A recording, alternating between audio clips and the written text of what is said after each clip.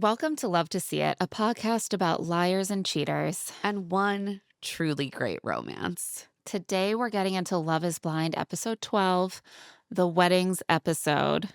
It's finale time, baby. And I will say this weddings episode was far more interesting than most we've gotten as of late.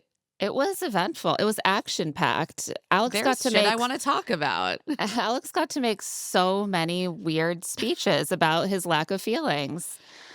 But don't worry, it's not that he's emotionally disconnected. It's nothing like that. It's nothing or No. numb. Don't worry about it. It's nothing like that. It's nothing in the vicinity of that. Before we get into it, a little housekeeping. Make sure you check out our Traders finale and reunion recaps, as well as our interviews with Emma and Jess from Love is Blind. Yes, this season we had so much fun chatting with them. Just scroll back in your Love to See It feed if you missed them. Yes, they were so fun, and we never get enough time to really dig into everything we want to ask, but we got enough. We got some stuff. It was very interesting. Also, a little news, we moved Rich Text from Substack over to Patreon this week. And we're so excited. It's a new chapter for us. We put out a short podcast about why we're making the move and what it means for Rich Text. There's also a written post if you want to consume it in that way. And we also have a very exciting episode coming tomorrow with some big news, some big personal news. You can find all of that at patreon.com/richtext. If you were already a free or paid subscriber to Rich Text on Substack, you should have already received an email with a gifting link for a free month or two of our paid membership. If you were an annual subscriber, you're getting, of course, everything you already paid for, rounding up, plus an extra 2 months. So make sure to redeem that with that link. And if you're having any issues finding that email or any issues sorting out your membership on Patreon, please email us at claireandemmapod@gmail.com. We will get you over to Patreon support, and there are real people who are helping us make this move. We know it can be a little bit annoying, but we are truly so excited, and we so appreciate you making the move with us. All right. Should we dive in first to some Pod Squad gossip?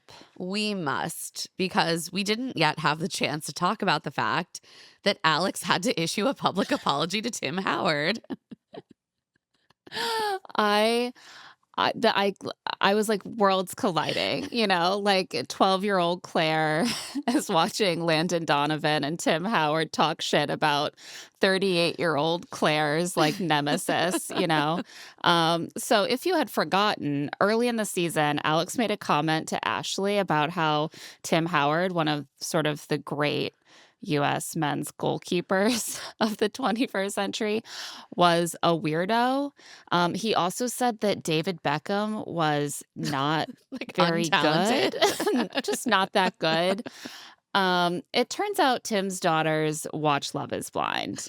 So you are not in as safe a space as you may have thought, Alex.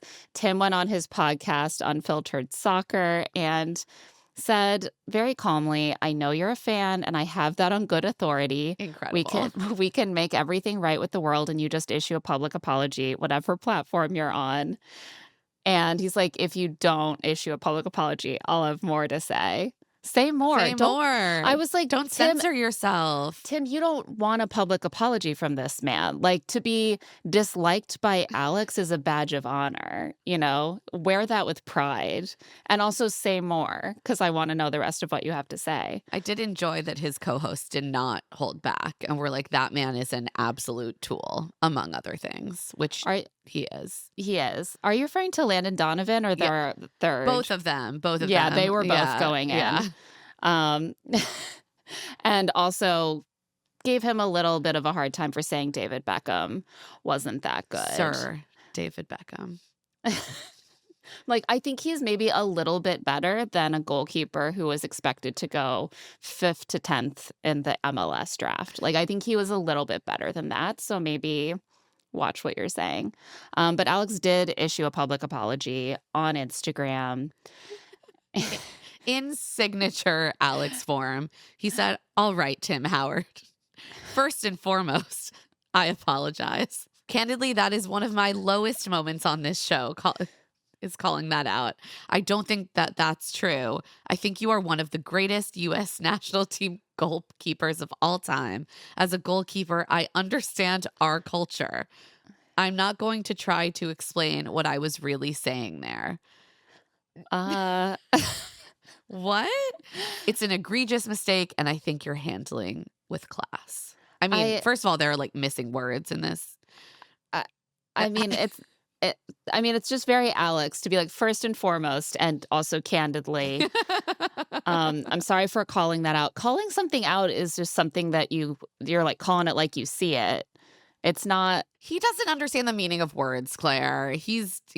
But the real thing I wanna point out here is that if you're not going to try to explain what you were really saying there, then just don't mention it. You could be like, "I was trying to sort of be lighthearted, and I didn't intend for it to be taken seriously, like, I'm a huge fan." But to be like, "I'm not gonna try to explain what I was saying there," almost sounds worse. Like, I just leave it alone. I I He's don't know. truly so bizarre. Strange man. But moving on from the sort of men's soccer Love is Blind crossover moment, let's talk about Devonte and his ex. Oh, Lord. So we talked about this gossip a bit earlier that Devontae's ex girlfriend, Taylor, who says they dated from July 2025 until December 2025, had posted like an Instagram about him that was rather scathing. She also gave an interview to the Reality Receipts podcast. She accused Devontae of being a liar and a cheater. Obviously, having seen this episode, we know that Devonta and Britney don't make it even to the aisle. Thank God. Thank God for Britney. He unfortunately inflicted himself upon this other woman. And Devonte spoke to the website The Tab and made a bunch of incredibly gross and condescending comments about Taylor, Mm. which, first of all, confirms that they certainly did date. So thank you, Devonte, for that. He said, "This is the girl who keeps running her mouth about me, the one who texted me over 200 times in 3 days begging for me back. She is a miserable single mom who works at Chili's and thought I was her out. And every time I tried to leave her, she'd blackmail me." Gobsmacked reading this back, just like disgusting upon disgusting upon disgusting. He also added, "She should really work on herself." And then I guess sent the Tab evidence of texts that Taylor sent him saying like that she missed him, which, oh, is that a smoking gun, sir? Yeah, I wanna see evidence of the blackmail Yeah. if that's what you're alleging. Like, is it blackmail to say, "I miss you. Please I come wanna back get into back my together"? life. Yeah, I'm sad we broke up. Okay. Okay. I also wanna note that, when we say he spoke to the Tab, it's clear that he was just sending the Tab sort of offhanded text messages because the formatting and punctuation in these quotes is unhinged. Yeah. Also, sir, get some media training. You can't be just sending shit like this off the cuff from your I'm like, iPhone. did Love is Blind not do media training? Like, why does he think it's a good idea for it to be sending these kind of texts to media outlets at this point in the media rollout process? Not a great idea. As you said, the main thing it does is confirm that they dated. We haven't seen evidence that she has done anything worse than wish that he like ask him to get back together with her. And she responded to his comments to the Tab as well in a much more sort of polished fashion, saying, quote, "Devonte can degrade me all he wants, but he cheated and lied, not only me, but multiple women, and I think he should be held accountable for his actions. He can deflect all he wants and belittle my character, but a cheater is a cheater. Yeah, I did ask for him back multiple times. I have no issue admitting that I did that. I loved him. I really did. But finding out that he was cheating on me with not only one woman, but a second woman, I'm sure that would piss anyone off. I Yep. didn't deserve that. My kids didn't deserve it either. He can claim what he wants about me. My out, I've worked my ass off before and after I met him. He was never my out and was never going to be. I don't need a man to succeed." I I think it's just interesting that even 1 or 2 seasons ago, this story alone would have made him, like, the far and away villain of the season. There's Like, too many this villains. There's This is too kind many of thing terrible men. this kind of thing isn't even shocking anymore. Like, will it even be addressed at the reunion? It's like, I don't, they're not going to litigate No, his you're personal right. dating life after, especially because there is some other alleged Devonte news. This could provide a potential spoiler for the reunion. So if you don't want to hear it, skip ahead a couple minutes and avoid that. But we're going to get into it. So again, spoiler. The alleged spoiler is that Devonte is apparently engaged to a woman who is not Britney or Taylor, and he's going to be a dad. Yeah, the timing here with the alleged timing of his relationship with Taylor is a It little gives you something to noodle on. Also, it all of raises an this eyebrow. was reported by Storytime with Ricky, and Reality Ashley reported that at the reunion, Devonte will announce that he is engaged and his fiance is pregnant. And as you said, Claire, the timeline. It's obviously been nearly a year since Devonte and Britney broke up. Their breakup was in April. So has nothing to do with him like being unfaithful to Britney. But Taylor says that he only broke up with her in December. So like Yeah. mathing, it's now March. They filmed the reunion in February. He has a fiance who is pregnant and pregnant enough that they are announcing it. Yeah, it doesn't really add up that everything could have been cleanly separated, if the timelines are what they seem to be. And as you said, like, unless it intersects with a Love is Blind relationship, you're right. Like, it's not going to be seen as super relevant by the show, but it definitely adds like a layer when you're watching his relationship unfold with Brittany. Also, just like if my fiance was speaking about his ex in the way that Devonte spoke to the tab about Taylor, also, he apparently was engaged to a third woman the year before he went on Love is Blind. This man is a serial fiance. It's funny because isn't he the person in this episode who tells Brittany, I'm not dating to date. I'm not engaged to be engaged. I'm engaged to get married.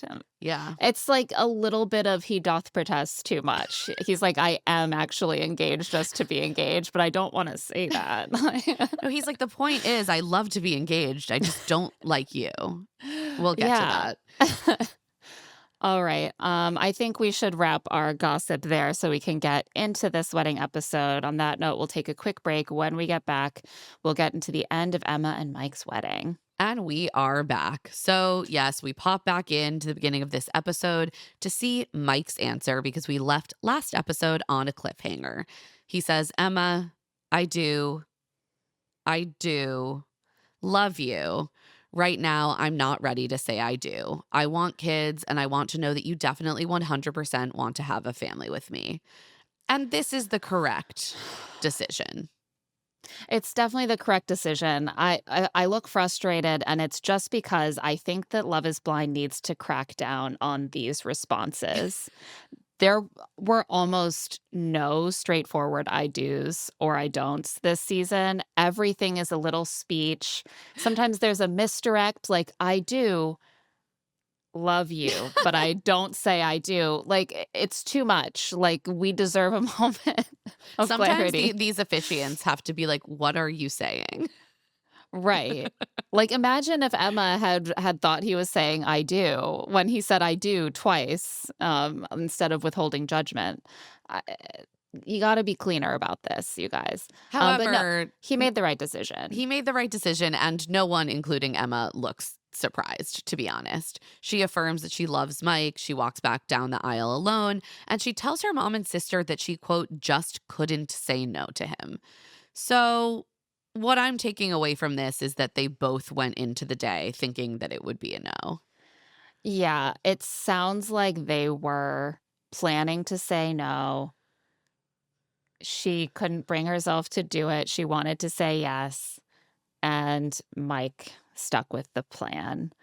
Um, It just makes it very weird, like, that he would then talk so much about how he was just waiting to find out from her if she would definitely have kids with him I think at he this just moment. knew that it wasn't gonna be a 100% Right, so just yes. leave it. Like, why make Right. a speech in front of her family about how you need to know for sure that her uterus is gonna be open for business? Because he's obsessed. It's all he can think It's about. fine.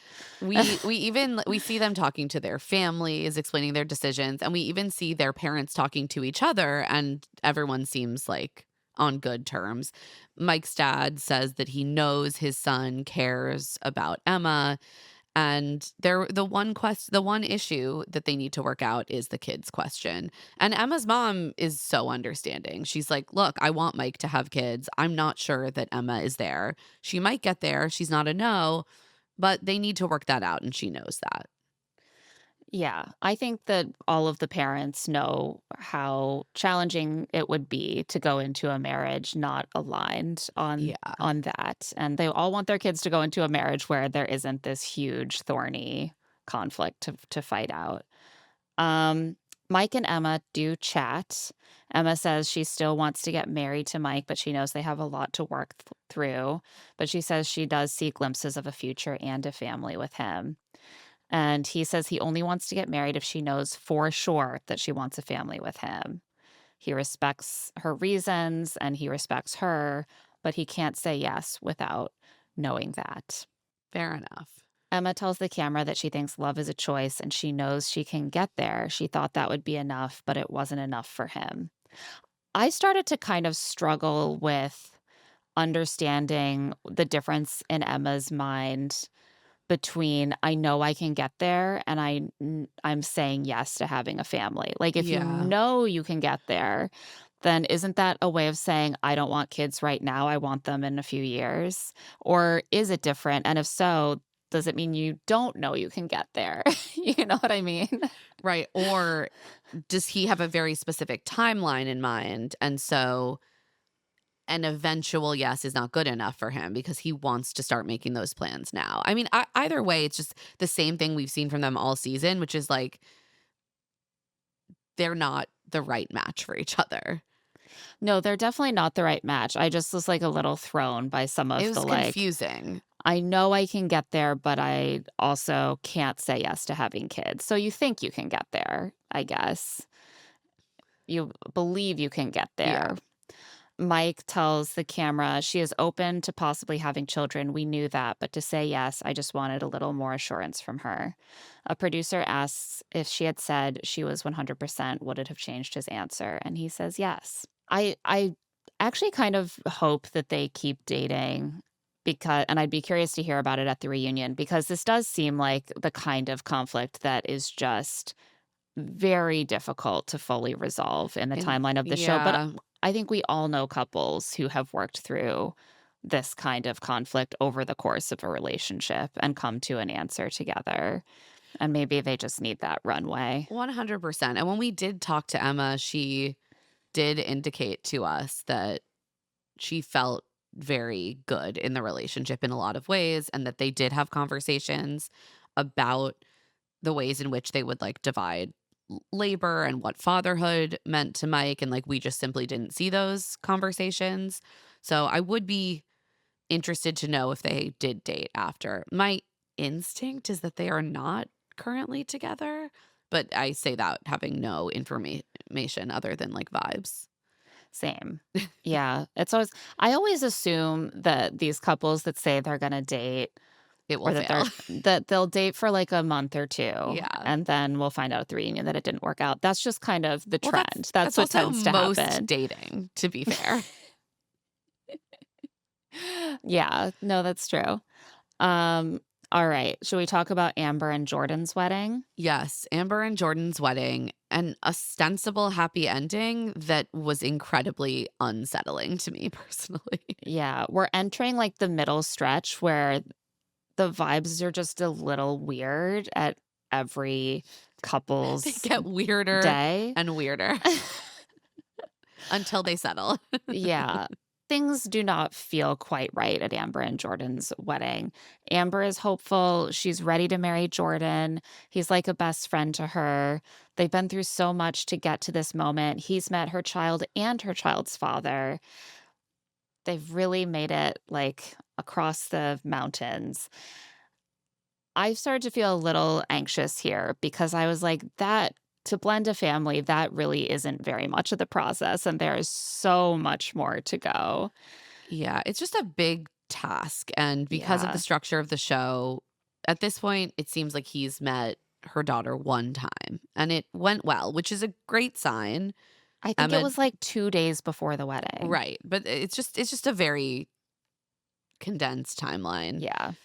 So Jordan comes into the day seeming decidedly less settled and confident than Amber. I mean, the first thing we hear from him is that he didn't sleep at all the night before because he's so anxious.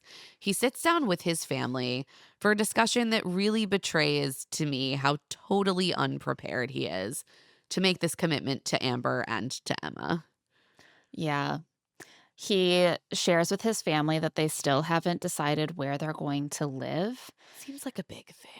Yeah, he refuses to relocate to Mount Vernon, where both Amber and Emma's dad, Matt, live, where Emma's school is, and that would mean an hour commute for Emma to school from Columbus. And his family are like, "Well, why wouldn't you just move to Mount Vernon so that she wouldn't have to change schools or do an hour-long commute?" And he's basically like, "No, absolutely not. I'm not considering moving to Mount Vernon. Like, I wanna go to concerts and bars and restaurants," and, like, I was very open about this in the pods. It just feels like maybe that should have been a deal breaker for both of them, unless there was like a clear plan or Amber had like a previous desire to move out of Mount Vernon. And she sort of said it both ways, right? Like, Yeah. she doesn't wanna move Emma from her school, but she's not really attached to staying in Mount Vernon per se. But the reality is, like, you can't both stay for Emma's school and move to a neighborhood you like better. You have to be ready to actually move her and her school and uproot her and take her further from her father, or you have to say, "For now, because of those considerations, I'm staying in Mount Vernon or very nearby." And it doesn't seem like either of them has fully worked through the solution here. Yeah, it's not that there isn't a solution. It's just that they probably shouldn't be getting married if they don't have answers to these very like basic questions Yeah. about how their lives would be organized. And as much as I'm very irritated with Jordan, which is like, I'm very irritated with him for being so cavalier about what it would mean for this 7-year-old to have to rearrange her entire life so that he can live close to bars.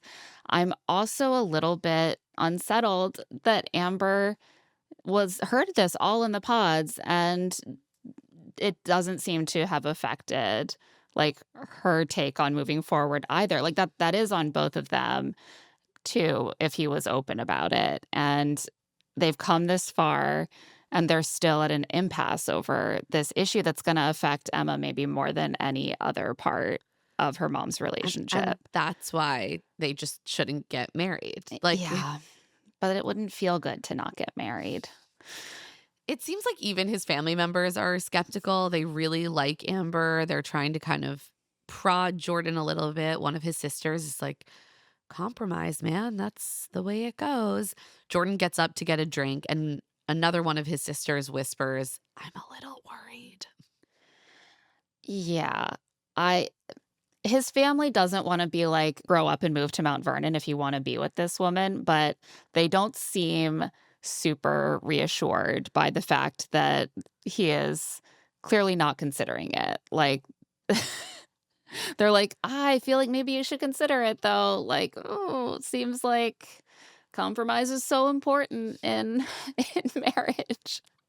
We do, however, finally get to meet Amber's sweet daughter, Emma, and she's so cute. Yeah, she's in her little flower girl dress. They like stand and look at each other's dresses in the mirror together. Amber does seem a little bit more aware of the commitment that Jordan will be making in this marriage than he does. She says it's a lot to ask somebody to bring another human into a relationship. She's constantly, like, making these comments, like, "I've got a lot going on. There's a lot for him to consider." I'm sure he's like, it's Having gonna be hard. doubts. I'm sure he's Yeah. having doubts. That makes sense. Um, Her brother tells her that he always wanted her to get married, but he thought she was so independent, she would only do it way later. Her brother is very blunt. He is. They seem to have a really close relationship, which is why he can do that. Yeah. He's like, "You're not like one of those women who gets married early. You're so independent, the kind of independent woman who gets married in her 40s, and that's fine, but I'm glad it's happening." But even as Jordan pulls up to the wedding venue in his blue plaid suit, quite a look, he is panicking. He's saying, "I'm freaking out right now."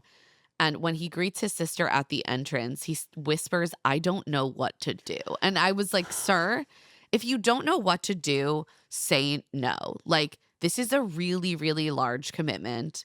You are allowed to date this person and figure out if your lives can blend together. Don't do this on a whim. We've seen that be done before. It never works out well.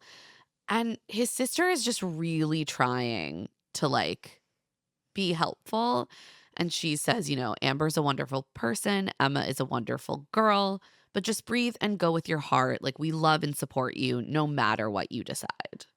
As I watched his sister in this moment, I was thinking of what his family must be trying to, like, calculate in their heads in terms of, like, should we try in this moment to tell him, "Don't get married if you're not ready to actually commit to being a father figure?" Or should we not put more pressure on him? Like, should we Right. give him a little space to figure it out? Like, this is such a fraught, like, high stakes situation, and he's already so stressed out. And I guess we'll just pat his back and be like, "I love you." But they're clearly freaking They don't know out. what to do. I mean, it's a very tough situation, and you have like literal moments until Yeah.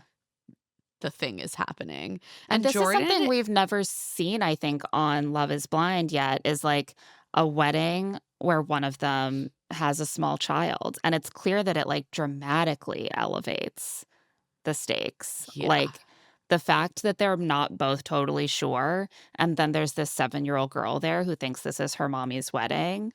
Like, I can't imagine how much additional weight is being put on how this goes, like in their Yeah, minds. for all of them, for everyone involved. It's tough. And Jordan is like sweaty palms, like shaking his hands, deep breathing. I was like, as a person who has experienced anxiety and panic attacks, like this man looks like he is on the verge of having one.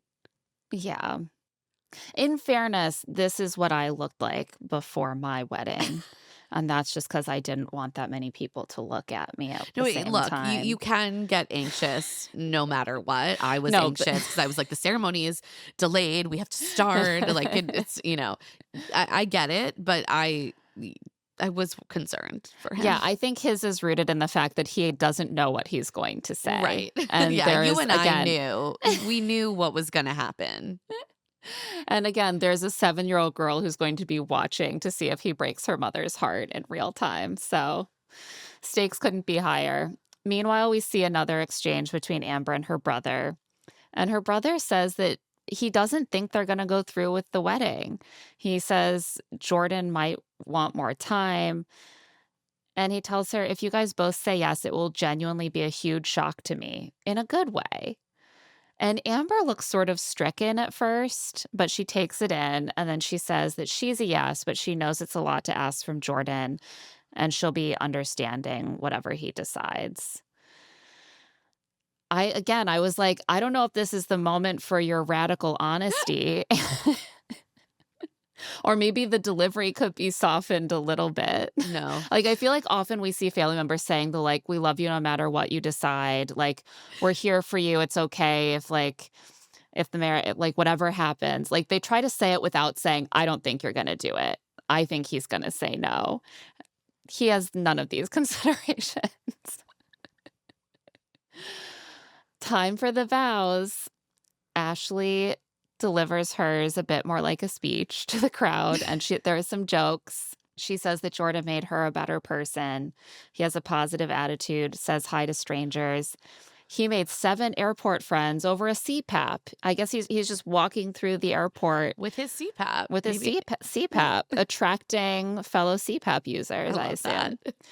assume. It's a hidden fraternity amongst us. He makes her step back and realize what's truly important in life. Jordan says that they both put so much effort and love into this, and he's glad it's her up there. Succinct, to the point. Yep. The men really gave the least in their vows this season. Truly, truly did. Other than Vic. I mean, literally just Vic. Like Mike's were all about Emma's womb. Um, and Jordan said like one sentence. Alex's will be its own interesting moment we'll discuss. But also when they say something like, I'm glad it's you that I did this with, I'm glad it's you here, that always feels more to me like they're saying, of the 15 people I met, you're my favorite one still. I'm glad. It doesn't sound like we're getting married. It's not like a passionate declaration of love, certainly. But Amber answers first. She, of course, says, I do. And then she follows it up, giving him an out. She says, but I understand if there's any doubts. I have a lot going on. Jordan takes a long pause when it's his turn. And then he says that he wants to follow his heart and say, I do. And the officiant literally has to follow up and be like, so is your answer I do? Yeah, what's your answer then? And he's like, I do. I'm sorry, Jordan. I want to follow my heart and say I do. Could go either way. Do. It could go either way. The next sentence could be, but I can't. You see what we're saying here? Everyone looks shocked. I mean, and like full starts shock. cheering. No one thought this was going to happen, but Jordan is riding the high of his yes, and he says to Amber, I feel very certain. The clarity has descended. I mean, it feels good to get married. It does. In that moment, you're like, wow, this was a great decision. Emma's crying in the front row. I was just like, oh my God. If this girl is hurt in this, I'm just going to be so sad. I'm just like, I don't know if it's fair to say that single parents shouldn't go on this show. I've supported it in the past, but like actually seeing a small child watch her mom get married to someone who wasn't sure 5 minutes before the ceremony really stresses me out, and I don't feel great about it. I think there like is a world in which you could have a situation where 2 people are just this perfect match and are so sure. Yeah. But I really feel like you shouldn't have the wedding if you don't know that both of you are sure. I mean, I think the Sparkle, Megan, and Jordan model like was responsible. Yeah, but we know how it also works with production, where they don't want to keep having the same storyline happen. They don't want the weddings to keep getting canceled. They have a strong incentive to like get you to the aisle. It's incentivized in your contract. Like it was inevitable that this was going to happen at some point. Yeah. It's just like, it's hard to watch. And it's almost harder because they got married, because I do not feel confident about the marriage. That's the thing. I think if they both showed up on the day and were just like, I'm so excited, then I would have felt differently. Yeah. I think that maybe the only other scenario where I would have felt okay at the end of this is if they both showed up contractually prepared to be there and say no and tell Emma, like, this is part of a show mommy is working on. We're going to show up and film this scene, and then we're all going to have a party, and then mommy and Jordan are going to keep dating. Exactly. And you'll keep seeing him. Like, this is just a lot for a 7-year-old to wrap her mind around. But after, Jordan tells Amber that his sister told him to follow his heart, so he did. Amber admits that she was fully expecting him to not be ready for this. And here they are. And it's happening. They have to figure out where they're going to live now. Emma joins them, and Amber asks if she's excited. And Emma says, yeah. And Amber is like holding her, and they're together. the three of them, and Amber says he's a really good guy. I sure fucking hope so. I am very this is the couple that I am the most curious to hear Yeah, from at the reunion. same. I feel like Jordan maybe has some baby brother syndrome, which I say having a very responsible and mature baby brother myself. So it's not nothing personal, but I, you can see that he was babied by his older sisters, and like he's such a sweet, like lovable guy, but maybe not someone who is thinking that much about his life in terms of his responsibilities to other people and Yeah. like the consequences that could ensue. I guess we shall Mhm. see. It's like my sister told me to do this. Like, Jordan, it's your wedding day. I'm like, your sister said she would support you no matter what, and you should do Right. what feels right to you. Oh, okay. On that note, we're going to take a quick break. When we get back, the rest of the couples. And we are back, and we're getting into a wild stretch. First Yeah. up, Britney and Devonte's wedding day, but not wedding. Britney and Devonte's wedding day flashes on the screen. We see a venue, and then we cut to a living room. They're sitting on a couch, and it is clear that this is a breakup, or at least a calling off of the wedding. They are not getting married. And frankly, I was relieved. Yeah. I mean, they definitely were not going to They weren't going be to say getting married. yes. They weren't going to get married. So I was like, don't put Yeah. Britney through that, to be Yeah. honest. But what ended up happening was perhaps even Worse. worse than what I expected from the wedding day, which at least if he dumped her at the altar, There it might be might have been clarity. right. And instead, what we have is, as you said, a breakup or a calling off of the wedding, depending on who you ask, because it seems like they have different opinions about this. Certainly. So Brittany says she loves Devonte. She sees a life with him, and she has all the things: the dress, the lashes, the nails. Like she's ready to get married. The lashes. That's the most important thing that you I need to mean, be ready to get it is her married. profession. So Yeah. I'll give her And that. yeah, exactly. And she says she wants to be his wife. And Devonte is just kind of nodding in silence, except when he pauses to tell her to take her time. It's very clear that they have, of course, already talked about this off camera, and now they are kind of rehashing. Brittany explains to the camera that today was supposed to be their wedding day, but it's not. And she says it was shocking. Her family all came into town to celebrate her and Devonte. Quote, but right now, I feel like everything that I want isn't happening. She's in her mind, she's like, I feel like everything I want isn't happening right now, But it will happen but it later. will. She And still believes it will. God, because Devonte is not being clear, because he is a little baby coward. He tells her that everything between them is great. It's not. But he just couldn't walk into a marriage with self-doubt about whether he can love her how she needs to be loved. He's making it sound like, I'm just not sure I understand your love language. The reality is, Yeah. sir, you don't like her. Right. What is your love language? Is it that you want me to occasionally touch you? Is it that you want me to spend time with you? Is it that you want me to do acts of service? Like, none of those things are really on the table because I don't want to be around you or do things for you or touch you. I also love this framing that's like, I question whether I'm ready to love you as much as you would probably want because I don't love you very much. Brittany's takeaway is definitely very much that they are still together. They're just delaying the marriage. And she keeps saying this. She's like looking at him and she's being like, we're still together. We're still a couple. We're not getting married right now, but we're going to be married someday. We'll get to pick our own wedding day. No, you won't, She tells Brittany. him that to make him more comfortable, she was willing to make adjustments to what she believes, like getting a prenup even. And Devonte says, yeah, right. Yeah. Clearly, getting the prenup wasn't really the root of the issue here. No, as we all know. Devonte might be the one person out there who asked for a prenup purely just as a way to feel like he's not actually having to truly enter a marriage. He's like, if I get a prenup, it's sort of like half marriage. I can just I lay can out get out of there beforehand. real Yeah, quick. make my little escape hatch. Brittany says, we're still going to be together. We're still engaged. And Devonte says, uh-huh.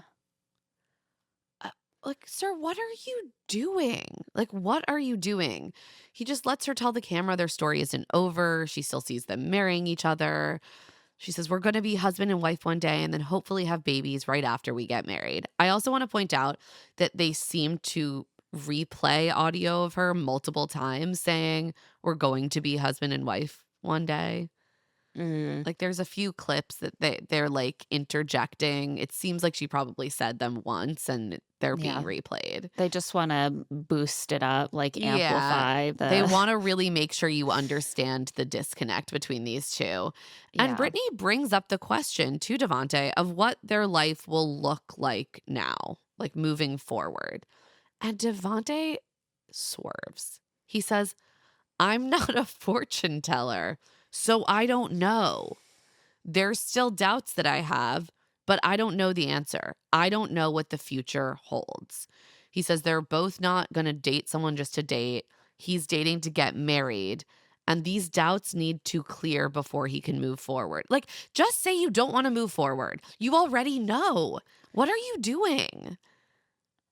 I'm sorry, when someone says, "What is our relationship going to look like moving forward?" And I'm the not a response is, fortune "I'm not a teller. fortune teller," I just, like, felt my soul leave my Oh, body. I'm yeah. like No, I was just like, this is so transparent. This is so mean. like, no one thinks you're a fortune teller. Like, she's not asking you for a full timeline of your relationship. She's asking, like, what he hopes they can move forward toward, starting at what spot, like, next Right. week, what would he like to be? I don't know. I'm not a fortune teller. Well, you don't have to be. You're an active You're a member of this person with a relationship. brain who has thoughts about the relationship. And also, your thoughts are very clear because you fucking say them to the camera. Right. You're not a fortune teller, but you do know whether you wanna be with Britney, and you can articulate that when she's not present. So when she's not present, he says that she was always ready for marriage, but he always had doubts. So seems pretty clear. And apparently, he's just been racking up a list of things he can point to about why she is deficient. And he's been stewing on them for a while. Like the fact that she pre bought a wedding dress. He literally scoffs as he mentions this. And he says, having the dress pre bought was something that really threw me. It made me wonder if she was going to get married regardless of whether it was me.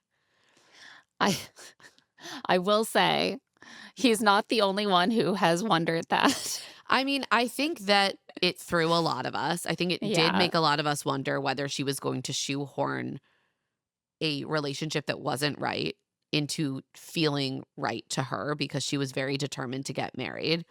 Sure. But again, you're not worried that she is like forcing herself into this relationship. You don't like her. It's like the dress is Yeah. irrelevant. That's why it frustrated me. Right. He wants to bring up every piece of evidence he can muster for why it's her fault that he doesn't wanna get married. Right. But that's not really the reason deep He thought down. she was white. He thought she was a white woman. He was Yeah. disappointed the moment he realized she was not a white woman. Yeah. And now it's like, "Oh, no, it's because she wedding shopped too early. It's because she doesn't think I'm special enough, actually. You don't wanna marry her." So, I think that's all you need to say.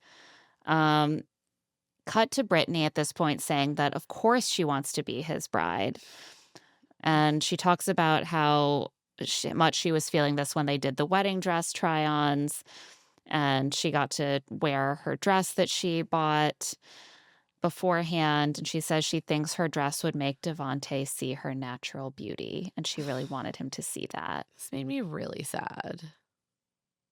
Sometimes I feel like Brittany is like, she's can be tough to watch because she almost is so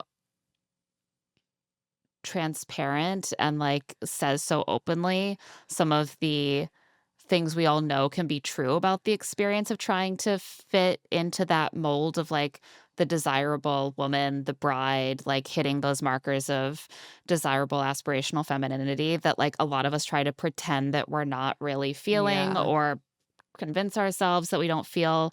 She just kind of says them. She's like, I just want to convince him that I'm beautiful by wearing a beautiful enough dress. I just want to like be a bride. And so I bought a wedding dress so I could be a bride.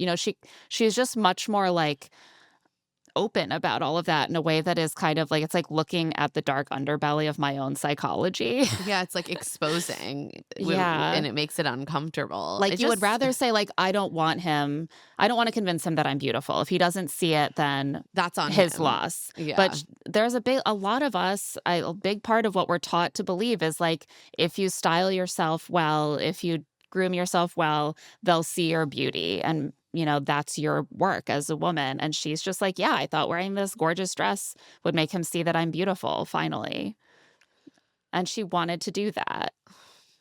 We deserve better as a gender. So much better. And certainly better than Devonte. I really am just like, how does this man continue to just like get all of these women to want to marry him? It's the bar is in hell. Britney and Devonte's chat ends with him saying, well, it's not our wedding day. And Britney giggles and she's like, yeah, now we could pick our wedding day.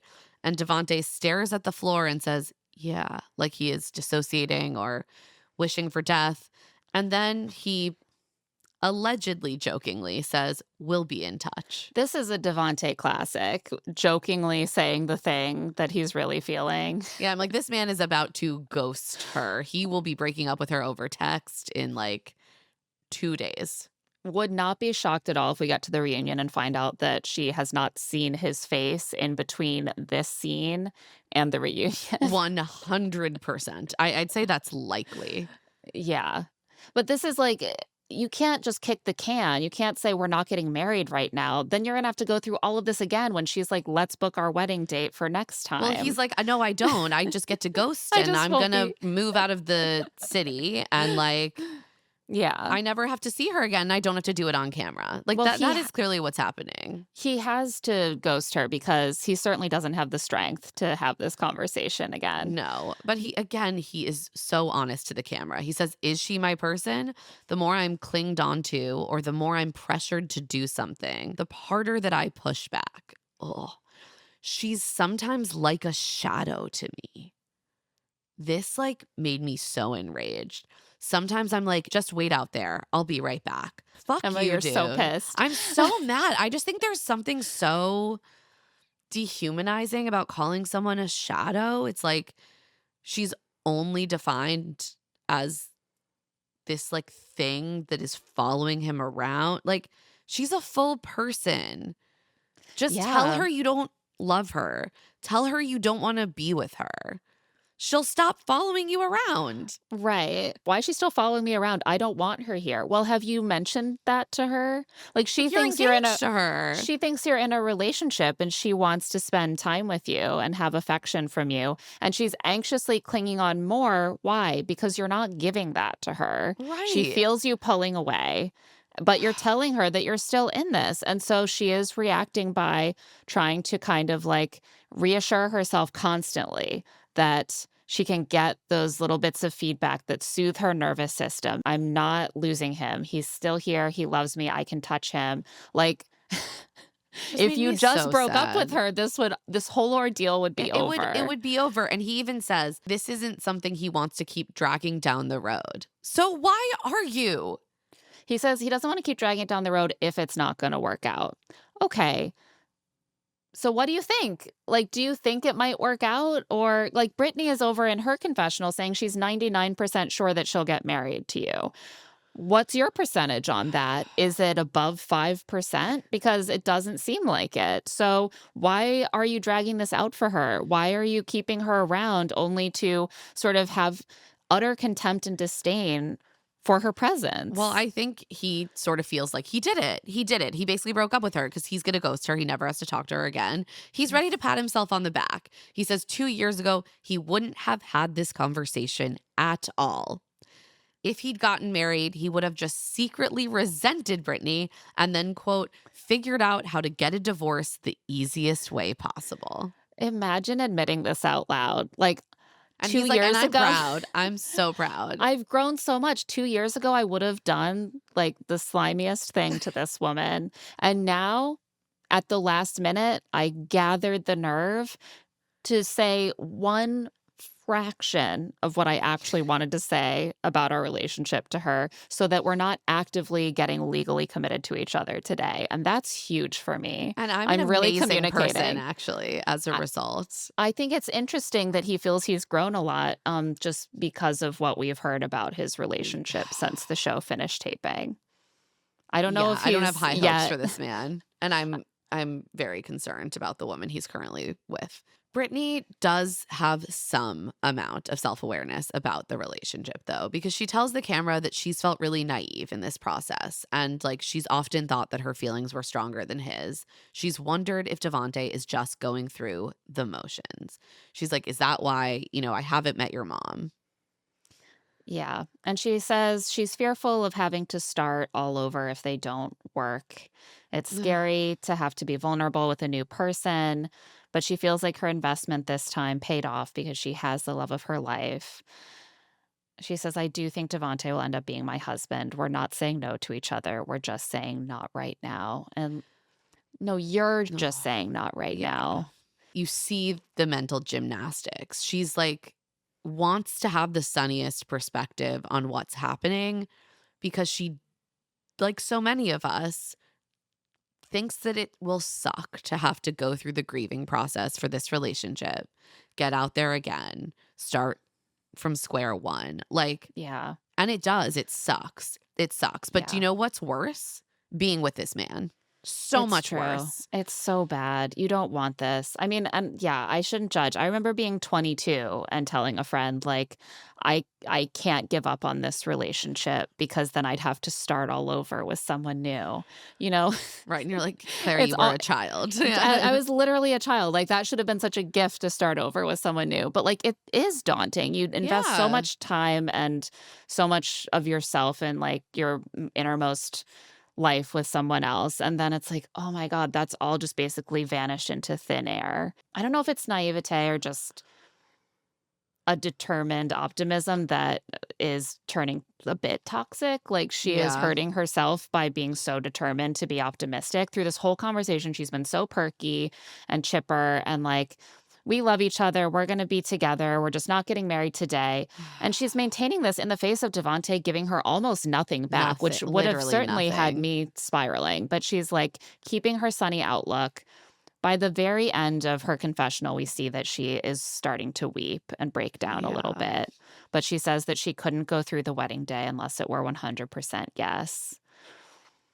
And I guess that is the one kindness that Devonte was able to muster the strength for was to actually call it off before the wedding day because she Thank did tell God. him multiple times that she needed to know for sure that he was saying yes before she went to the altar. Thank God. Thank you, Devonte, for doing this one singular bit of kindness. Yeah. I hope that, like, once he fully ghosts her, which I can only assume is Oh, the case, I I hope that she will be able to turn this optimism in, like, a more healthy, self-focused direction. I Because suspect she might have some things to say at the reunion.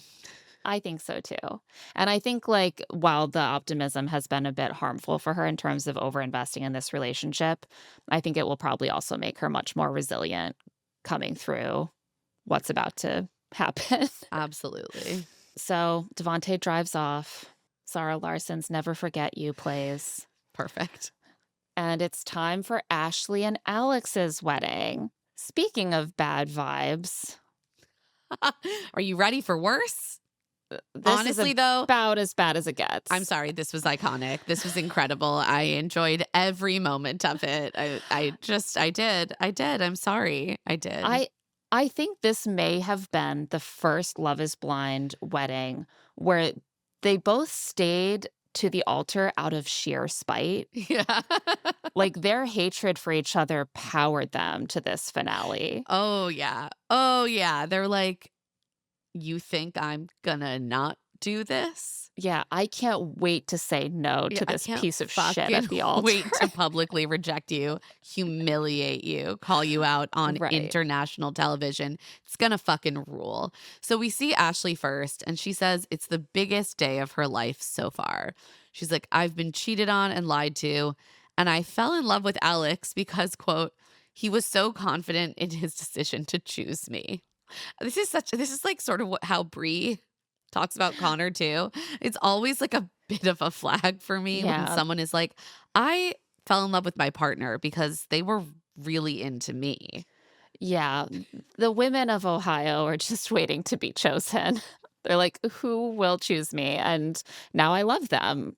I was plucked off the shelf and I'm in love with my new owner. Yeah, I think also I watched this through the lens of her answer, and it all reads very differently once you know Yeah. the outcome, right? So I was watching this and I was like, that's not a good reason to fall in love with someone. And then you're But like, I oh, actually think maybe she was pointing to that in this moment. Like, oh I fell yeah. in love with him for a bad reason. For a bad reason. And also because we know that he has since harped on, like, she's not my type physically. She's like, remember that he was incredibly confident about me. Right. Exactly.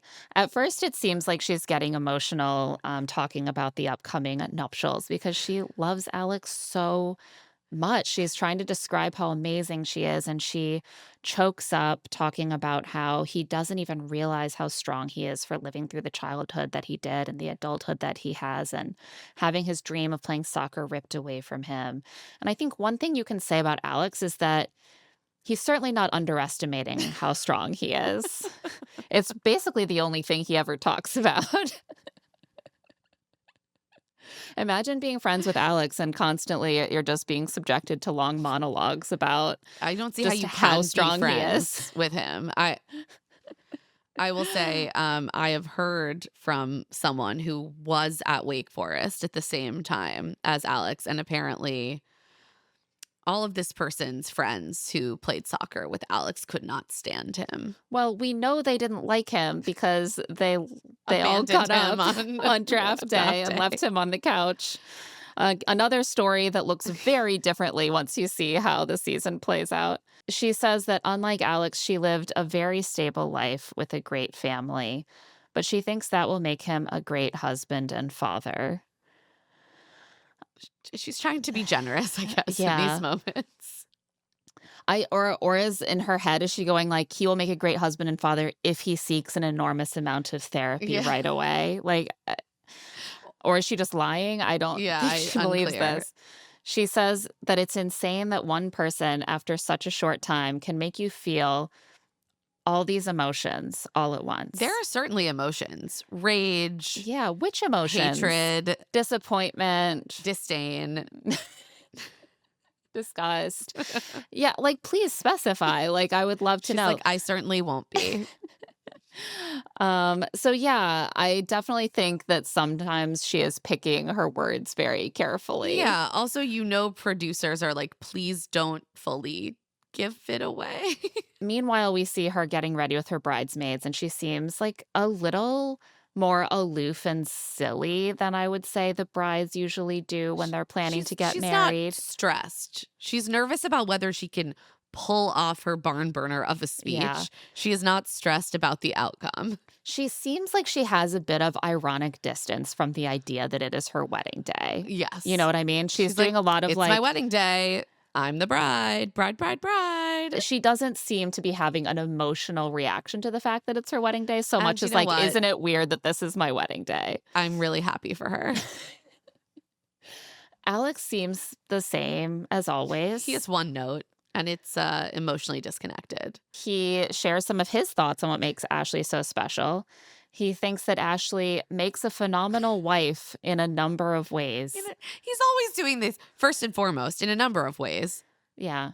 I think she makes for a phenomenal wife because of the confidence that she shows. She meets every single thing I could want checked in a box or whatever emotionally, without a doubt. Without a doubt, without a doubt. He loves to say that, without a doubt. Without a doubt. And the physical is fantastic. She's a beautiful woman as well.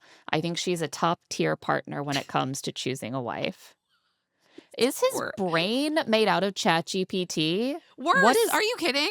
ChatGPT would never. ChatGPT is so much more coherent than this. It's like maybe like ChatGPT before release to the I know. public. Yeah, it's like an early iteration. It's just it's just to take this like emotional moment and turn it into this sort of business W- speak adjacent It's bullet all he pointed knows. list It's is all he knows. it's so off-putting. He's He's like, like, yeah, if I, a supervisor, was evaluating candidates for wife, I would yeah. say that she checked some boxes. And without a doubt, she would be phenomenal in this position in a number of ways. You know what? He was born in the wrong century. You could definitely see him, writing a personal advertisement, "Come west with me. I'm looking for a hard working but comely woman Yes. to raise my orphan children." But and look, Alex has more to say. Is he nervous? No, certainly not. He never gets nervous because he's played D1 soccer. He's like, "You guys get it because you play D1 soccer. Like, once you've done that, you're used to walking out in front of crowds of 5,000 people. What does that have to do with being ready to get married to someone you just met?" Like, he is truly responding to the question, like, they're asking, "Are you nervous to film this big scene? Are Well, you nervous to be on that's what he's TV?" talking about. And he's like, no, certainly not, because it's like a penalty shootout. Yeah, because there's no pressure on the goalkeeper because a goal is expected. But he's like, "When I was in that position, I felt very confident to make the save at that point." What does he think is happening right I now? don't know. He's like, I guess no one expects him to get married, but he feels, or Claire, no, I can't make it work. No, it doesn't work. No matter how you slice it. He has no fears outside of sharks in the water. Yeah. And it's not that he's emotionally numb or anything like that. Again, he's constantly trying to Telling us, reassure yeah. us that he's not emotionally numb because everything else that he says indicates that he is very much emotionally numb. He's like, "I don't feel anything about my wedding day because I've played D1 soccer, but like, it's not like I'm numb. I just, Athletes, they don't feel emotions ever. it actually is like, to me, this is a good insight into the mind of like a really elite athlete and how certain compartmentalization tactics might make it challenging in other arenas of your life. Your ability to be calm during a penalty shootout has become overactive. It is now affecting your ability to connect with your partner or to personal situations in your life emotionally. So, Alex tells his friends that he and Ashley align on everything from politics to sense of humor. I know. Thanks for the reminder that Ashley sucks too, Alex. Yeah, I'm like, she is an icon during this wedding, but I have to remember that she ultimately still sucks. Also, he clearly loathes her family. Oh, because they clocked him. Oh, yeah. He describes her family as being an older brother and an extroverted divorce attorney father. Her mom doesn't exist, which she barely spoke, so I guess that is reflective of something, but he doesn't even mention that she exists. He's like, Yeah. she has a crazy family, a brother and a dad. And he's a divorce attorney. He mostly seems really annoyed that Ashley's dad asked him about the prices of crypto when he doesn't even trade crypto. He's like, bro, I don't even trade that. Why would I know that? Try the Australian dollar. Also very funny when he introduces this anecdote by saying, "I day trade, obviously." Has he met these men before? He's always like, as D1 soccer, right? Like, we all know about D1 soccer here. Are these You've just been people briefed. he like hasn't seen since college, and they're like, okay, man, we'll show up to your wedding. I mean, it's very weird. It's a very weird vibe. But this was also such a telling scene to me because if you're planning to marry Ashley, then you certainly wouldn't maybe want it on camera that Just be, you're like, talking speaking. shit. Right, like when he's with her dad and brother, he's got his nose far up their assholes that like you can't see where they end and he begins, right? Like then suddenly he's on camera openly talking contemptuously about how Yeah, no, ridiculous he's they not were there. being. They're not getting married. They hate each other. Alex's mom pops by wearing an extremely sequined silver gown with maybe like a white base. Yeah, I was like, this is something one could certainly wear as a reception dress to their own wedding, but she Yeah. looks beautiful. She asks how he is, and he says, I'm comfortable, confident, sleeping well, clear headed. Jesus Christ. Did she ask about your sleep? Like, what? And then Alex sums up his thoughts about the wedding. A lot of this day has been the pregame warm up, and now you start to put the gloves on and cleats on. Both the cleats, can't forget those. And you're in the locker room with the boys beforehand, figuring out, okay, the moment's here. It's game time now. It really seems like he does not have a language for coping with heightened emotional situations that is not about preparing for game day. And this is like quite a different situation. Like, the important thing is that I slept well and I know it's a big moment. That is not the important thing at all, actually. Well, he's filming a big scene, Claire, in front Oh of my God. on the world stage. So It's- that is Yeah, actually. I think it's clear what he wanted out of going on this show at this point. We check in with Ashley, and she's like, I didn't know if I'd be anyone's cup of tea in the pods. I'm just a boring girl from a small town in Ohio. But this process has really changed her. Everyone she's met, including, quote, the man that I'm about to marry, has made her more confident. This is a journey of self-growth. Yeah, that's how she is, like, certainly selling it to us throughout this episode. I'm always a little bit put off when she does I'm just this boring girl from a small town in Ohio and I need to like go on a diet so I can fit in my wedding dress. And I'm like, you don't think you're boring. You don't think that you're Calm like down. you're fishing. Like, you're fishing Take right it now. down a notch, please. But this was the one moment when I sort of wobbled. I was like, why would you say the man that I'm about to marry if I you're know. not I feel like considering this was marrying just him? like not careful Complete words. misdirect. Yeah. It's just interesting because at other points she seems to be speaking so carefully. She chokes up and tells the camera that there have been many conversations about how I'm not Alex's type. I was like, Many? many? What have we missed? How many do you need? Jesus. It's giving the Chris thing where you just have to constantly try to knock your partner down to size by Ugh. reminding her that she's not your physical ideal in hopes that she'll like try harder to be a desirable partner to you. The difference is that Ashley's like, I'm white knuckling it through. I'm Yeah. getting to the end. She says that she hopes when he sees her today, he realizes how wrong he is.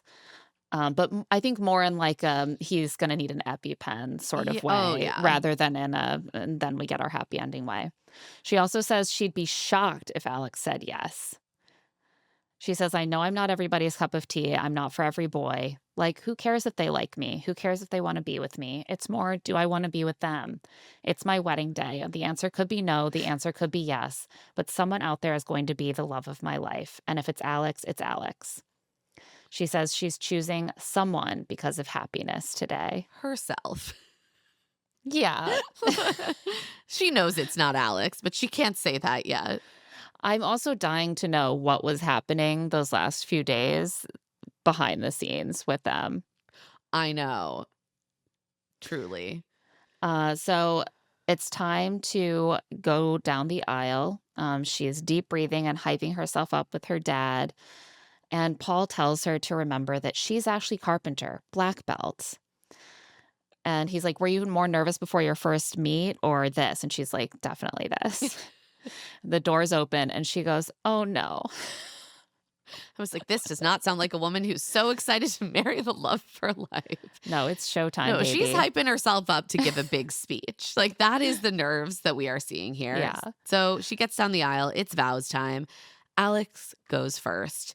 He says from the moment they stepped into the pods, he knew that she was very, very special. Whether it's horseback riding in Mexico or competing on the golf course together, it's incredible to get to know you. I'm sorry. This is just like slightly reworded resort promo copy. He's like, when we went to Cabo, we did a couple activities. It's been pretty cool to know you. Whether it's horseback riding in Mexico or competing on the golf course together, it's incredible to spend a special week away with your loved one at our resort. so good. He's I was like, "Okay." Yeah, So this is okay. And then Ashley somehow tops him in her own way. She says, "This has been a crazy roller coaster. I'm sure everyone here is going to think I'm completely insane when I say that I fell for you when I was stepping into a pod. You became my best friend. I fell in love with you." These are the most just the facts, ma'am vows ever made on Love is yeah, Blind. she's They're like, both "I just like, literally here, did do this." everyone will think I'm crazy that I fell in love with you because who would fall in love with you? That's nuts. And No one believes it. Alex's response, like, "Love that. Love that." It's so which is so odd. Alex is asked to answer first, and he's clearly starting to do the sort of regretful, like, aw shucks, like duck his head and say, like, Ashley, like, I care so much about you, but we're not ready for marriage, or whatever he's gonna say. But Ashley cuts him off before he gets a word out. And I was like, "You know what? Go girl. I support you. I support you in this moment." And we had to write down almost every word of what she says. She says, "I know your answer, and it doesn't matter to me. I know you don't choose me, and I'm not choosing you either." When we were in the pods, all of our stories, all of our future plans, they aligned perfectly. However, once we left the pods, there was no effort. There was no intimacy. There were no questions you had for me. We did witness that. And I felt like as soon as we moved into the apartment, we were roommates. Something always kind of felt off. Your stories were so vivid, they were so detailed. They were. You would say a lot of words, but somehow I just found myself more confused at the end of our conversations. Same. Lying is a non negotiable for me, and I'm sure it is for you as well. I lead my life with integrity, which is one of the reasons you've told me you fell in love with me, and I expect my husband to do the same thing. Unfortunately, I do feel like you have missed the mark. Wow. She went for it. She went for it, She and went for it. I was like, no lies detected, to be Yeah. honest. I mean, honesty and integrity are very important to her, and she's gonna bear that out. Um, I also love that they definitely left that moment where he can't think of a question with her for her into the edit, seeding this exact moment. Oh, yeah. But it's like he's so good at the interview voice.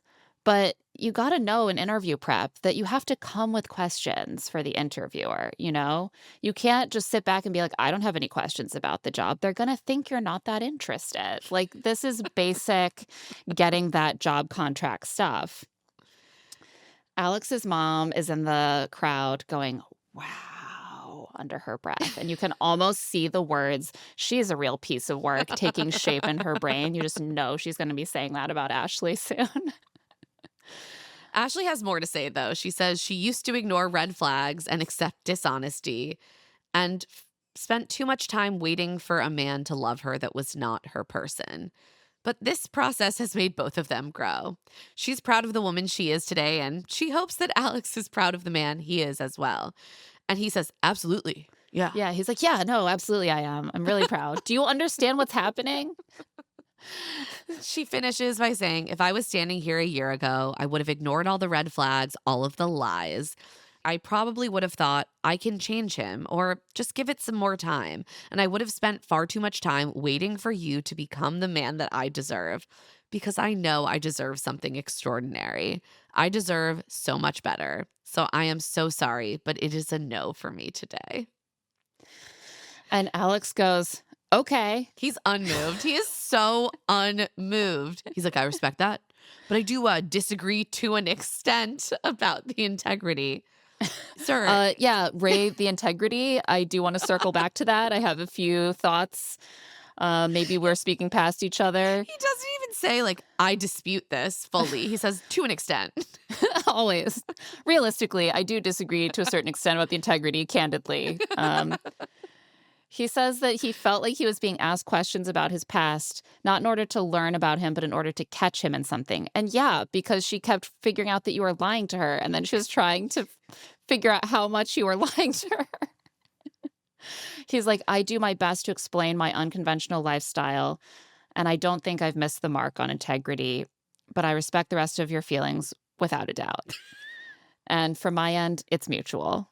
And Ashley clearly doesn't want to let him have the last word by saying he doesn't want to marry her either. So she goes, saying no to you today is a win, and walks away.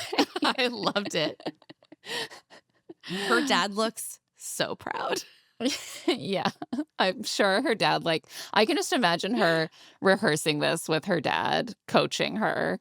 Um, that's it just seems like a her father's daughter moment. Oh, yeah, and Alex's mom is not pleased. She says to, like, one of his groomsmen, she flat out called him a liar.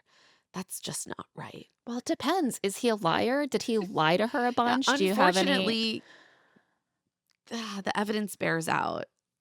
Yeah. I don't know. I have many men and boys in my life that I love, as you know, and if a woman felt compelled to stand up at the altar and say that he had lied to her, I might have some questions for him before before I before I said, "Hey, you're certainly not a liar, I'm sure of it. Like, did you lie to this woman? What is she talking about? Why do women keep saying that you're a liar? Where's that coming from?"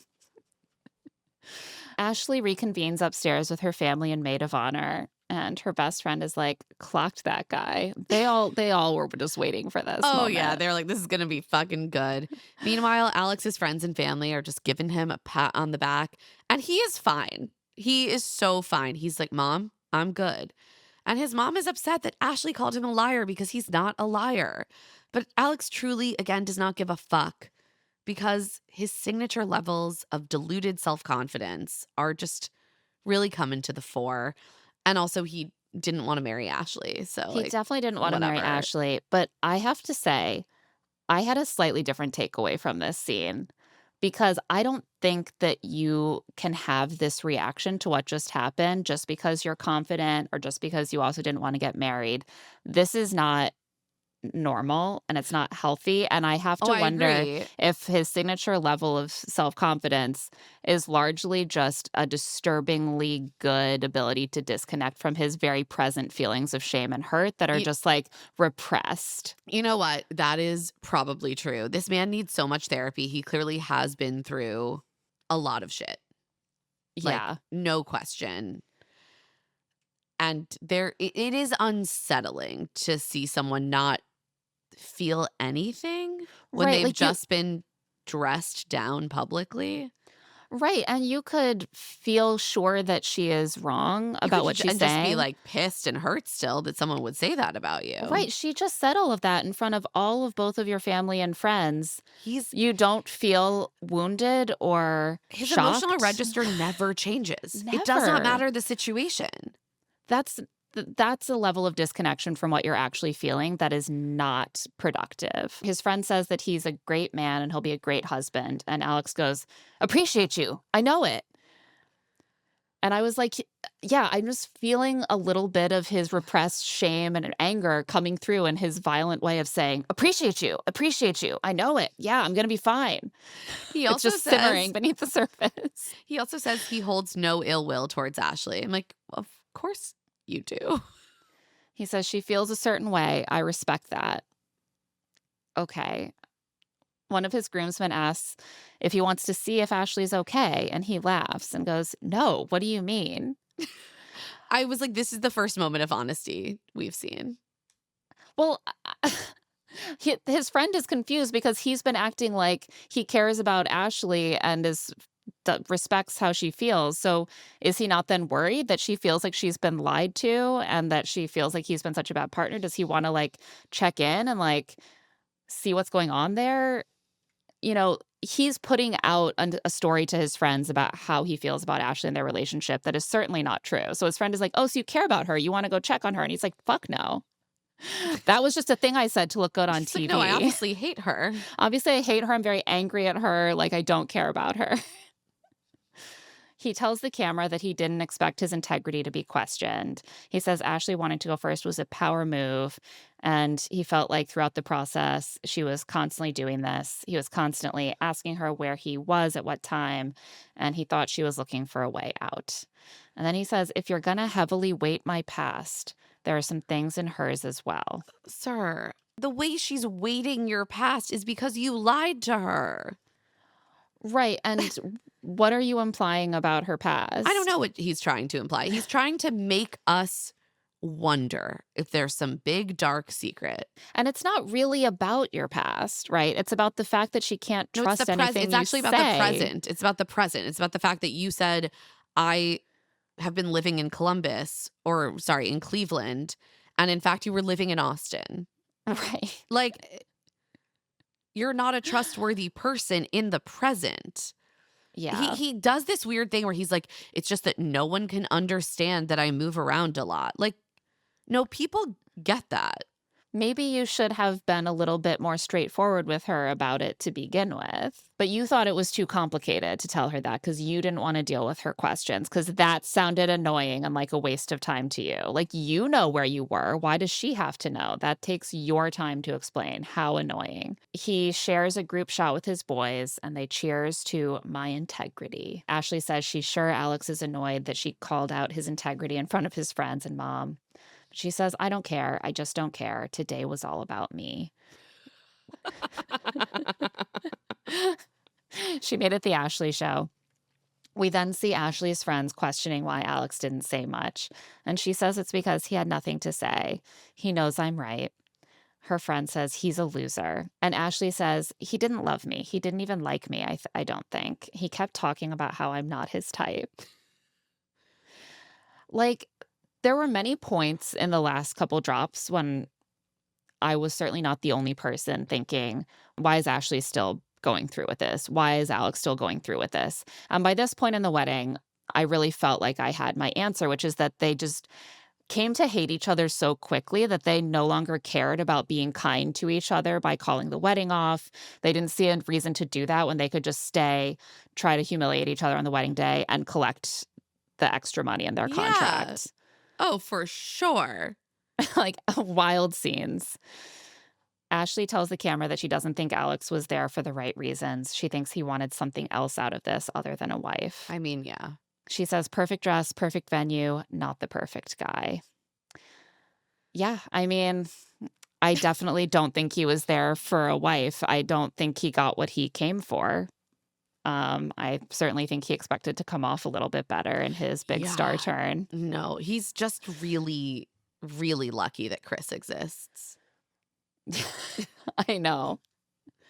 Between Devonte, Chris, and Alex, Yeah, like they all they're took a little honestly, heat off each other. yeah, exactly. They're spreading it around a little bit. So now it's time to talk about our final wedding, the one real and joyous occasion. A beautiful palate cleanser, a Love is Blind couple that isn't here for spite at all, but because they just really, really want to get married. Christine and Vic. Christine arrives in a white athleisure set, feeling calm and confident. She loves everything about Vic. He's perfect for her as a husband. She sees him as the father of her kids. And she talks about the fact that she's been afraid historically of not being good enough. And this experiment really allowed her to share everything about herself. And she was still good enough for Vic. And while she gets ready with her besties and her niece, who is like older than her, but technically her niece, Christine meets his mom, Victoria, and his sister, Shondell, in person. And Shondell is also So officiating. you know it's a real wedding 'cause they don't Right. they don't like You don't want to stand up there Yeah. in front of your fiance's sister and say, I do not. Victoria and Shondell are very warm and immediately embrace Christine and like welcome her to the So family. sweet. They just seem really happy to be meeting in person, especially Victoria hasn't met Christine at all before this big moment in Vic's life. And Shondell talks about how skeptical she was of the process. She's like, I'm a New Yorker, so I have a distrustful demeanor.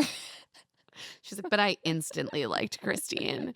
Also, Christine like gives them like a handwritten card because she's Mhm. like, I'll get too emotional. Yeah. I'll lose my Christine is words. very like almost whispering so she doesn't cry her makeup off when Vic's family comes in. It's just very, very sweet. Yeah. Meanwhile, Vic is in his own all white sort of ensemble and shower slides, getting ready chic. And he talks about how Christine has called him her Build-A-Bear husband. But he's like, I'm not perfect, but we see beauty in each other's imperfections. He receives a white gift box that he glances into and then quickly closes. And he says, I can't say what's in that box. It's between a husband and a wife. So lingerie? I mean, I'm assuming it's lingerie, but because they didn't say, I think our imaginations can simply run wild. I hope like fuzzy handcuffs. Yeah. A game of parcheesi that they can share together as a husband and wife in their first quiet evening at home. Yeah, It I'm could sure be anything. that's what it is. His friends come and get ready with him. By get ready, we mean eat and play darts. Yeah, As the women men. are all going massive amounts of beauty labor, and the men are playing darts and eating sandwiches. I want to be on the sandwich side of the aisle one day. They ask how he'll walk out, and he jokes that he's going to run down the aisle. And one friend asked about Christine's rhythm. Vic is like, she'll be good, but he'll have to show her the electric slide. And he warms up by teaching the electric slide to one of his friends. It's very cute. Vic's mom comes to chat with him, and she says she was really nervous that morning, but she met Christine and she loves her and she feels much better now. And they talk about how family oriented he and Christine are. He says he told Christine about some of his more mischievous periods as a young man and how he had put his family through some stress at times. And his mom laughs and remembers that when he first started college, he came home after the first semester and was like following her around the house, like apologizing over and over again and asking why she didn't give up on him. I'm like, wow, something rocked him during that Yeah. first semester. He really had a come to Jesus moment. And she says that she told him, we don't give up on our children. It's beautiful to like see how close their family is. And like he talked about them in the pods, but to actually see No, it's very, very their bond sweet. is really lovely. Vic and Christine are just both feeling totally confident, They're relaxed, just like happy. good. Vic says he has no cold feet about choosing Christine. Christine can't wait to be Mrs. St. John. Very different from what we saw Alex and Ashley saying before their Oh, wedding. it's just very sweet. They both look gorgeous.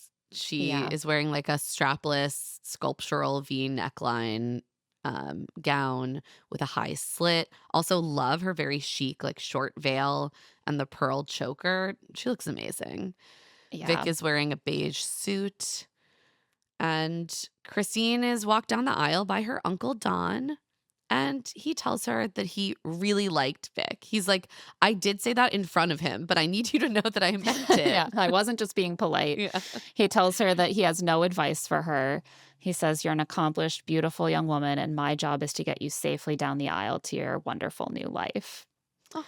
I love this mindset. I'd love to see more patriarchs adopting it on Yeah, these it's shows. very sweet. Chandel is officiating, and she's waiting for them at the top of the aisle in a stunning, like, lavender dress. And Vic goes first, giving his vows, and he immediately tears up and talks about how he lost his word seeing her come down the aisle. He says it felt easy to get to know her in the pods, and she makes it easy to be vulnerable. She knows more about him than anyone on the planet. And he's so grateful to get to see what the next chapter will be like. And Christine says that even from their first 10-minute conversation, something in her knew it was him. She was able to let her guard down and just be herself, even the parts of her that are shameful or embarrassing. It's been a calm, easy, fulfilling, and passionate love. She's very grateful for him and feels honored to be here with him. And when it's time for the I do's, there are no surprises. Christine says, I do. Victor says, you're a special woman. You're more than that. You're my woman. You're my rib. And I do. Now, it's such a like a Bible Christian thing, and I respect that it's not like my thing. It's not our thing. But personally, I just really hate the woman is man's rib thing so much. It's in the service as well. And I truly, personally It's a personal dislike ick. that way of looking at the story of creation.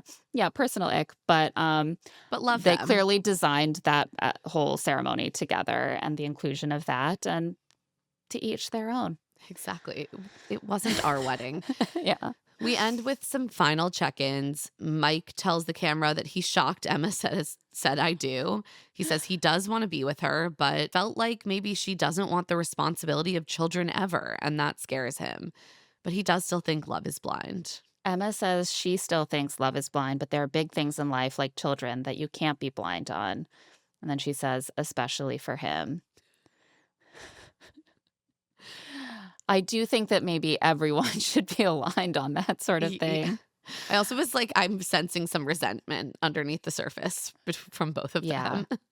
Yeah, I think that the problem is that there was a decision point that had to be made very early, and both of them kind of feel like, don't you love me enough to overlook or to like accept me with this obstacle? Like, don't you love is my love less than like your desire to have or to not have children? And the reality is like, yeah, that like is going to be a huge part of your life, and Yeah. I think it's totally normal for that to be a barrier, but it hurts to be told like, I love you but not enough to accept this thing about you. And so they're both feeling a little bit like maybe hurt. Yeah. But time for someone who is unable to feel hurt. Alex. He has some takeaways. Absolutely no regrets on my end. I'm so pleased and proud of myself as a person. And then he has his real takeaway, which is that love is blind to an extent. And one of the biggest things he's learned from this process is that the emotional connection needs to be prioritized over the physical. However, the physical is still important to me. I'm not saying it needs to be important to everybody else, but to me, I need a physical match that makes me very, very happy. Okay, I just want to Wow. say that I was rewatching this and Adam was in the room and he was just like, did he just say that out loud? Like that is what he chose to say out loud? That's what he wanted to talk about Yeah. at this moment. Like he was like, I just need you to know she wasn't hot enough for me. No, he and Chris have that same instinct, which is like, you want to be like, dude, it's over. You're out of it. Yeah. Stop talking. And they're like, to be clear, she wasn't hot enough for me, though. Like, I do want to be on the record about that, even though it will like, make me look terrible. I'm also just like, yeah, I mean, it's not, you're not some sort of like rebel. You're not a revolutionary. Almost everyone highly prioritizes physical Right. attraction in We their romantic know. relationships. We know. The problem is you're a dick about it. Right. Also, have you learned that the emotional connection needs to be prioritized over the physical? Because No. you did that and it was such a disaster. Could this possibly Claire, he have didn't gone learn. any better than your relationships with women where you prioritize the physical? How could it have been worse? Maybe you should go back to prioritizing the physical. Honestly, he should, because he would be doing everyone a favor and not getting involved with women he like doesn't want to touch. Same goes for Oh. you, Devonte. Ashley says that the Ashley of a year ago would have let him walk all over her and she would have said yes and she would have been miserable. But she stood her ground. She walked away from something that no longer brought her joy. She says Marie Kondoed that shit. she sure did. She says the process has helped her learn what she'll accept in a relationship. She doesn't want some mediocre love. And quote, he falls very short of what I deserve in this life. She He falls very short. Meanwhile, Jordan and Amber are partying and dancing. She tells him she's a 10 out of 10 in love with him. Vic and Christine are slow dancing and kissing. A producer off camera asks if they'll be using the box tonight. And Christine says, my sister and her kids are staying at the same hotel as we are. And Vic says, but they're not staying in the same room. And I mean, hotels are full of people and many of them are having sex at any given moment. It's fine. And that brings us to the end of this season of Love is Blind. Of course, we have the reunion, which we get a little teaser of, and that will be airing next Wednesday at 9 p.m. Eastern. Just so everyone knows, we never get a screener of that. So our recap will be dropping a little later than normal next week, but don't worry. We will be watching. I'm very excited for the reunion. It looks spicy. There's definitely a lot of unresolved conflict, unfinished business among the cast that I'm eager to see play out. So let's wrap up this wedding episode with our current ratings and rankings on the friends to enemies scale. As always, our disclaimer, this is tongue in cheek. We do not know these people, and therefore this is not that serious, except for our number one enemies. That is always very serious. We do think they need to seek, help of some kind. And yeah, we did leave out people who did not appear in this episode. So for this batch, Alex and Devonte are the clear number one enemies. 100%. Following up with Jordan, who is getting onto the enemies list for getting married when he really shouldn't to someone with a daughter harming who is himself. 7. He's harming Amber. I mean, look, maybe we're totally wrong. Maybe they're going to show up and just be like blissfully happy and have worked everything out. I am very concerned, though. Yeah, I really hope we're wrong. My feelings about it are not good right now, so he is going to be on my enemies list. I don't think he's a bad person, but I do think that he is a little bit too, like, devil may care, cavalier, it'll all work out, and I don't think that that is the right attitude at this particular point in his life.